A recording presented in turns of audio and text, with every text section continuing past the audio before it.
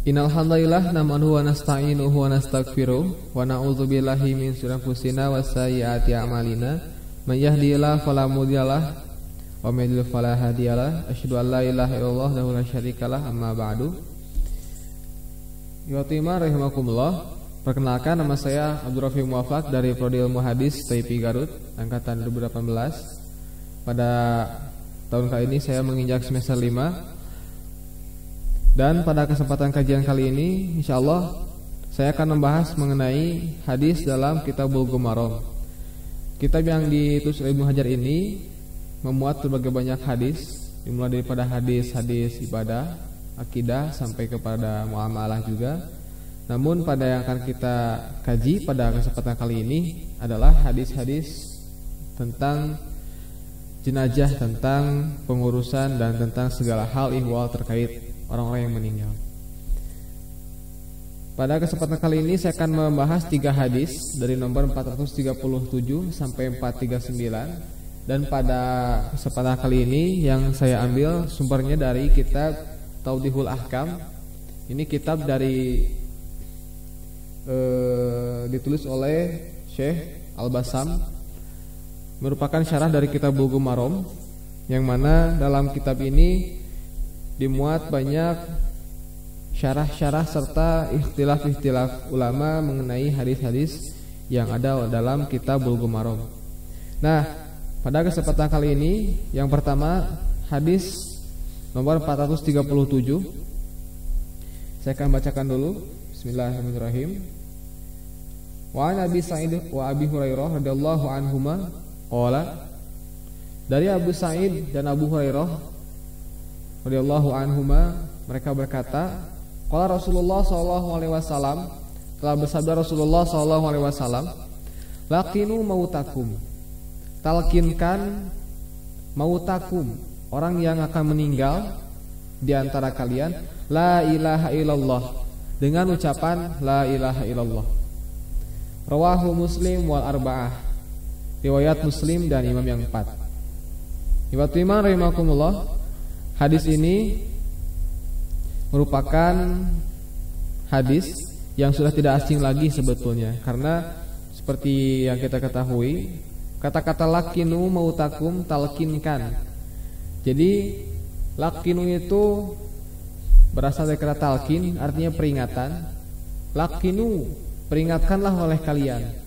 Siapa yang diperingatkan? Tentu di sini lakinu objeknya kepada orang yang akan meninggal, dan pelakunya adalah orang yang belum meninggal atau orang yang masih ada di sekitar orang yang belum meninggal, yang akan meninggal tersebut.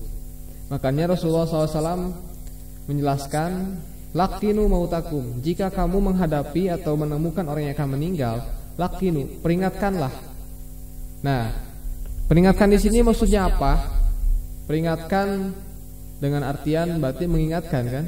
Orang yang akan meninggal tentu pikirnya sudah kemana gitu kan, sudah tidak karuan pikirannya. Nah, tugas orang yang masih hidup adalah mentalkinkan dengan ucapan la ilaha illallah. Sebelum saya membahas tentang syarah hadis ini, saya akan menjelaskan tahrij dari hadis yang nomor 437 ini. Dalam kitab Bulughul Maram disebutkan ada 5 riwayat dari imam yang 4 dan imam Muslim. Tetapi setelah saya tahrij, seluruhnya ada 12 jalur, dan total ada 13 riwayat atau 13 hadis. Yang pertama dari Ahmad bin Hanbal dalam musnadnya, dalam bab Musnad Abi Sa'id Al-Khudri. Yang kedua dalam Sahih Muslim, bab talqinul maut la ilaha illallah. Kemudian nomor 3 Ibnu Majah dalam sunannya, dalam bab Majah fi talqinil mayit la ilaha illallah. Dan dari Abu Dawud dalam sunannya, bab fi talqin. At-Tirmizi dalam sunannya, bab Majah fi talqin al-marid ibn al-maut. Al-Bazzar dalam musnadnya, dalam bab Ishaq bin Abdullah bin Ja'far bin Abihi. An-Nasa'i dalam Kubro, dalam Sunan Al-Kubro, bab talqinul mayit. Abu Ya'la Al-Mausuli dalam musnadnya, dalam bab Musnad Abu Sa'id Al-Khudri. Yang ke-9 Ibnu Hibban dalam sahihnya, bab zikrul illati ala man ja'ala fil amr bi hadza al-amr. Kemudian nomor 10 ada dalam kitab Mu'jam Shaghir atau Broni, bab ma ismuhu wa wasifun.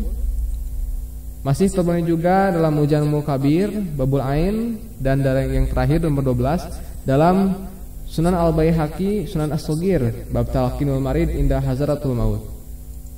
Nah, watimar rahimakumullah, dari keseluruhan riwayat tersebut tidak nampak banyak perbedaan lafaz. Keseluruhannya mirip. Berarti dapat kita simpulkan hadis ini periwayatannya lafzi gitu kan. Karena lafadznya sama, cuman berbeda. Seperti dalam penempatan laqinu mautakum, ada tambahan laqinu ala mautakum, juga ada tambahan dalam laqinu inda mautakum. Tapi isinya sama, yakni talqin dengan la ilaha illallah. Lantas iman rahimakumullah, ini hadis ini meskipun sama-sama diterima oleh semua umat Islam, tapi ada saja perbedaan pendapatnya. Di antaranya dalam memahami kata-kata laqinu, talqinkanlah oleh kalian mautakum. Nah, kita garis bawahi mautakum ini.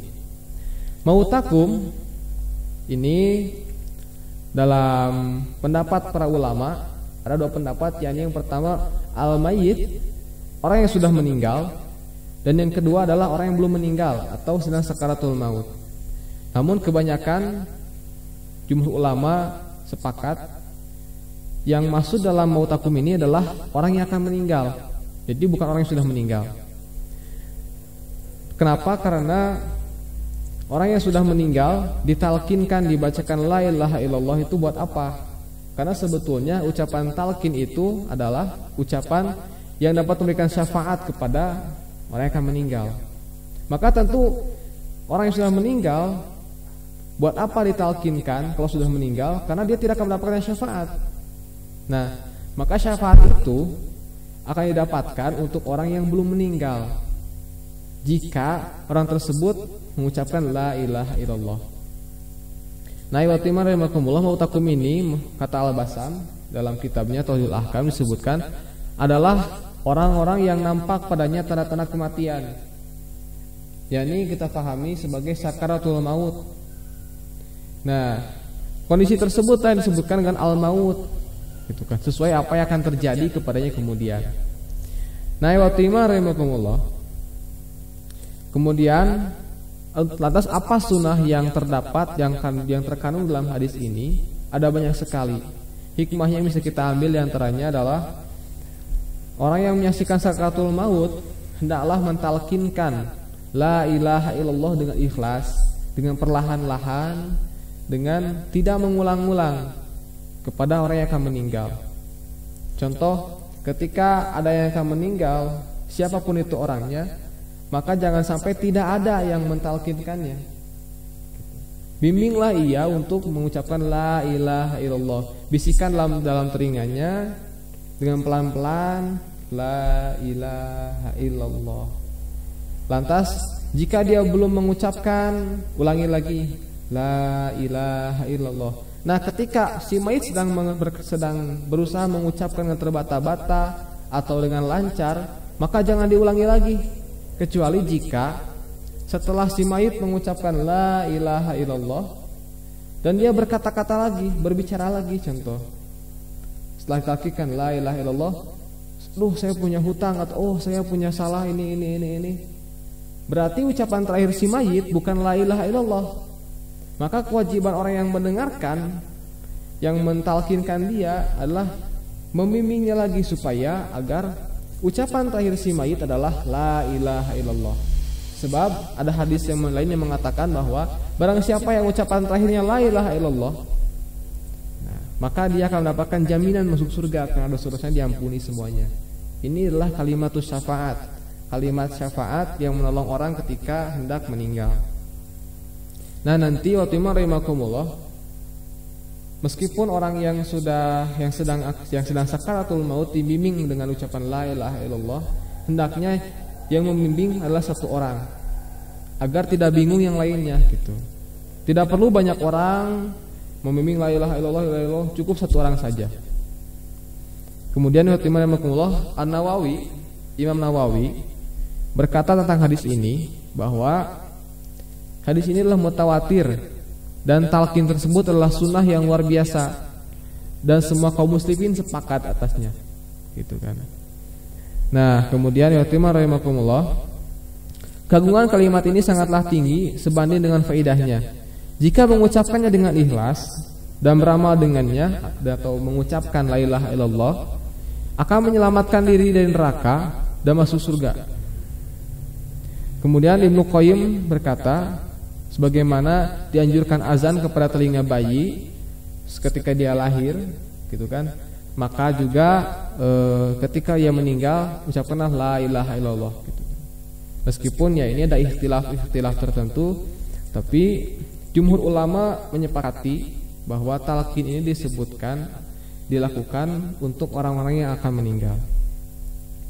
Nah, untuk hadis pertama ini waktu iman totalnya ada 12 mukharij. Semuanya dapat kita pastikan sahih karena cukuplah dengan riwayat Imam Muslim saja. Meskipun ada Abu Dawud, Tirmizi, Abu Ya'la, semuanya tercover oleh Sahih Muslim.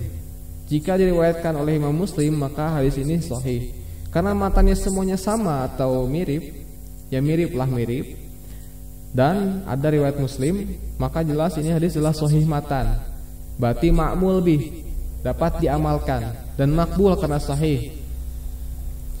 Jadi kesimpulannya waktu rahimakumullah, hadis yang pertama ini dapat kita amalkan. Meskipun dalam praktek di lapangan ada orang yang mentalkinkan sebelum orang lain meninggal dan yang mentalkinkan dengan la ilaha illallah itu setelah dia meninggal. Tapi jumhur ulama sepakat sekali lagi bahwa talqin itu kepada orang yang belum meninggal. Baik, rahimakumullah, itu hadis yang pertama. Kita melaju kepada hadis yang kedua. Hadis nomor 438 dalam kitab Bulughul Maram dalam bab janaiz. Bismillahirrahmanirrahim. Wa an Maqil ibn Yasar radhiyallahu an anna Nabiy sallallahu alaihi wasallam qala iqra'u ala mautakum Yasin. Dari Maqil bin Yasar radhiyallahu an, bahwasanya Nabi sallallahu alaihi wasallam bersabda, iqra'u, bacakanlah oleh kalian ala mautakum, kepada orang yang akan meninggal di antara kalian, Yasin. Yasin di sini maksudnya bukan Yasin, tapi bacaan surat Yasin. Rawahu Abu Dawud wa Nasa'i wa Shahahu Ibnu Hibban. Hadis ini kata Ibnu Hajar diriwayatkan oleh Abu Dawud, Nasa'i dan Ibnu Hibban, ada 3 rawi. Setelah saya tahrij, keseluruhannya ada sekitar ada 10 mukharij ya. Yang pertama diriwayatkan oleh Abu Dawud atau Yalisi dalam kitab sunannya bab wa ma usnida ala Maqil bin Yasar. Yang kedua dalam Musannaf Ibnu Abi Sayyibah bab ma yaqulu indal marid inda hadara. Yang ketiga Musnad Ahmad dalam bab Muassasatur Risalah. Yang keempat dalam Sunan Ibnu Majah bab majah fi ma yaqulu indal marid. Yang kelima dalam kitab Sunan Abu Dawud bab qiraat indal mayit. Yang keenam As-Sunan Al-Kubra An-Nasa'i bab ma yaqra'u ala mayit. Yang ketujuh Sahih Ibnu Hibban bab fasal fil muhtadir. Yang kedelapan Mujamul Kabir li Tabrani. Yang kesembilan Al-Mustadrak ala Sahih Al-Hakim bab zikrul fadil surain wal ain mutafariqain. Yang ke-10 As-Sunan As-Shaghir li Baihaqi bab talqin al-marid inda hadaratul maut. Nah, waktu iman rahimakumullah, dalam kesemua riwayat tersebut disimpulkan, diteliti oleh berbagai para ulama hadis. Hadis ini termasuk kepada hadis gharib karena diriwayatkan oleh satu orang sahabat dari Maqil bin Yasar terus ke bawah. Nantilah saya perlihatkan, nanti saya perlihatkan pohon sanadnya. Totalnya ada 32 rawi dari 8 jalur periwayatan. Dan derajat hadis ini adalah dhaif Kenapa? Yang pertama, menurut Al-Hakim dan Yahya ibnu Sa'id, rawi dari Sulaiman At-Taimi, ke bawahnya mauquf semuanya. Dan An-Nawawi berkata dalam kitab Al-Azkar, sanad hadis ini adalah dhaif. Ada dua orang yang majhul. Akan tetapi Abu Daud tidak mendhaifkan hadis tersebut. Tapi Ibnu Hajar mengatakan bahwa Al-Qattan dia ittirob, dan Abi Usman mauquf, serta bapaknya juga mauquf, dan mereka bertiga adalah majhul. Dan kata Ad-Daraqutni, hadis ini dhaif sanadnya, majhul matannya. Oleh karena itu Yatimah rahimakumullah, hadis ini disimpulkan merupakan hadis gharib.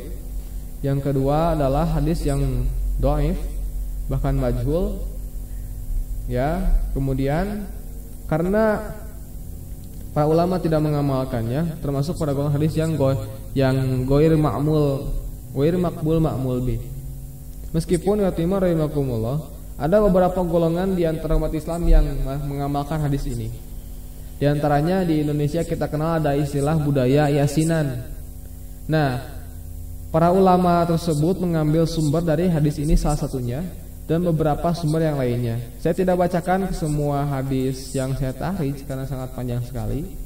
Kan tapi kesimpulannya, beberapa golongan umat Islam masih mengamalkan hadis ini. Yang kedua, rahimakumullah, dalam matan hadis ini semuanya mirip-mirip saja gitu kan. yakni sama-sama mengucapkan Yasin. Kan tapi rahimakumullah, maksud dari Yasin di sini bukan mengatakan Yasin, tapi membacakan surat Yasin dalam Al-Qur'an. Maka ada dua ikhtilaf. Ada ikhtilaf di kalangan para ulama. Yang pertama, maksud pembacaan Al-Qur'an. Jadi Yasin di sini membaca Al-Qur'an. Nah, membaca Al-Qur'an ini termasuk kepada salah satu amaliyah badaniyah, pekerjaan badan.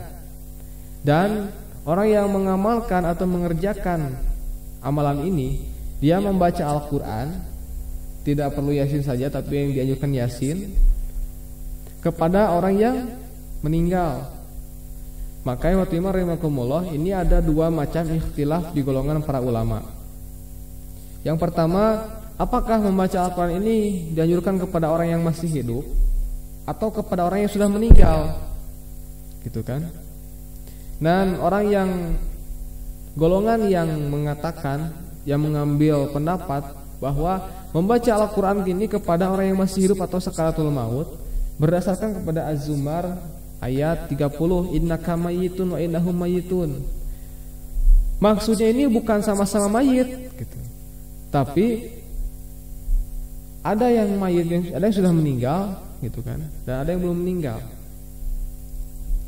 Dan Imam Ahmad rahimahullah berkata, telah mengabarkan kepada kami Sofwan, ia berkata, para syekh berpendapat apabila kamu membaca Yasin sebelum meninggal, maka Allah akan memudahkan maut itu untukmu. Jadi ini perintahnya. Yang pertama ikhtilafnya, siapa yang mesti membacanya? Yang akan meninggal atau orang yang menghadiri yang sakaratul maut? Yang kedua, ikhtilafnya adalah pembacaan Yasin ini sebelum orang tersebut meninggal atau setelah dia meninggal.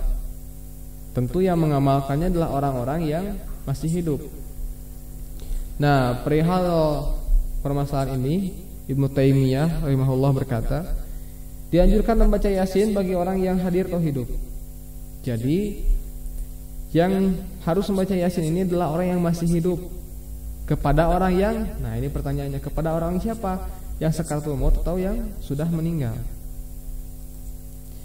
Yang kedua, golongan yang kedua ini meyakini bahwa membaca Yasin tersebut atau membaca Al-Qur'an itu diperuntukkan kepada orang yang sudah mati, gitu kan. Nah, Fatimah rahimakumullah, ini ada perbedaan tentunya dalam pemahaman Al-Mayyit dan Al-Hayyu. Ada di antara umat Islam yang berpendapat, yang berbeda pemahaman, apakah amaliyah badaniyah ini termasuk ya tadi pembacaan Al-Quran, kemudian sholat, sodaqoh, saum itu pahalanya bisa sampai kepada orang yang sudah meninggal. Di antara yang lainnya juga ada yang berpendapat bahwa amaliyah badannya ini semuanya tidak ada yang sampai kepada si mayit. Sebab in qata'a amaluhum kan, terputus amal mereka. Dalam perihal ini, golongan yang Hanabilah, Hanifiyah, dan Syafi'iyah mutaakhirin serta Malikiyah berbeda pendapat. Menurut para Syafi'iyah dan pendahulu Malikiyah, pahala ibadah badaniyah ini tidak sampai kepada si mayit kecuali apa yang perbuat sendiri. Kemudian Ibnu Katsir sama berpendapat demikian. Namun Ibnu Taimiyah berkata sebaik-baik ibadah ialah cukup dengan apa yang ditunjukkan oleh Rasul serta petunjuk dari sahabatnya. Dan cukuplah bahwasanya dalam berbagai hadis dan Quran itu tidak sampai pahala. Kan kita kenal ada istilah menghajikan orang tua yang sudah meninggal, kemudian ada mengkodokkan sholat. Itu semua terbantah gitu kan, bahwa semua amalan orang yang meninggal itu terputus kecuali 3 perkara, yakni sedekah jariyah, amal soleh berupa ilmu yang bermanfaat serta anak yang soleh gitu kan. Dan semua itu bukan perbuatan orang lain, tapi perbuatan murni milik si mayit. Nah, sedekah jariyah hasil jerih payah si mayit. Kemudian anak yang soleh hasil didikan si mayit. Kemudian ilmu yang bermanfaat dan diajarkan terus itu adalah hasil amalan si mayit. Dan ketika meninggal semuanya terputus, tersisa 3 amalan tersebut masih mengalir pahalanya. Otomatis dengan hadis ini dibantah pendapat orang yang mengatakan Al-Quran itu pembacanya sampai kepada yang meninggal, kecuali doa saja. Naiwatimah rahimakumullah. Jadi hadis ini derajatnya dhaif, nggak bisa diamalkan ya. Meskipun beberapa golongan ada yang mengamalkan, akan tetapi secara penelitian hadis tersendiri ini sudah jelas-jelas tidak bisa diamalkan karena dhaif gitu kan. Dan hadis yang dhaif tidak bisa diamalkan kecuali dalam hal amaliyah amalan-amalan yang fadilah atau fadail amal, itu baru bisa diamalkan. Ini berkaitan dengan hal ibadah gitu kan, maka tidak bisa diamalkan. Yang terakhir hadis nomor 438. Bismillahirrahmanirrahim. Wa an Ummi Salamah radhiyallahu anha qalat, dari Ummu Salamah radhiyallahu an, ia berkata, dakhala Rasulullah sallallahu alaihi wasallam, Rasulullah SAW masuk ke dalam rumahku, ala Abi Salamah, dan bertemu kepada Abi Salamah. Wa qad syaqqal basaruhu, waktu itu mata Abu Salamah masih terbuka. Ini kondisinya ketika Abu Salamah meninggal ya, rahimakumullah. Jadi ketika Abu Salamah meninggal, Rasulullah masuk ke dalam rumah Ummu Salamah, menemui beliau sudah meninggal dan matanya sedang terbuka gitu. Fa'agmadahu, kemudian beliau memejamkan mata Abu Salamah. Tsumma qala, lalu beliau berkata, innar ruha idza qubida, sungguhnya ruh itu jika dicabut dari badan, jika dikeluarkan dari badan, ittaba'ahul basaruhu, maka mata si mayit akan mengikuti kemana arah ruh tersebut dicabut. Jadi ruh itu kan dicabut dari bawah ke atas, ujungnya ada di ubun-ubun. Makanya waktu iman jika ada yang meninggal sedang sakaratul maut, silakan lihat, pantau, ragap kakinya, pegang kakinya. Jika masih hangat berarti ruhnya masih ada gitu.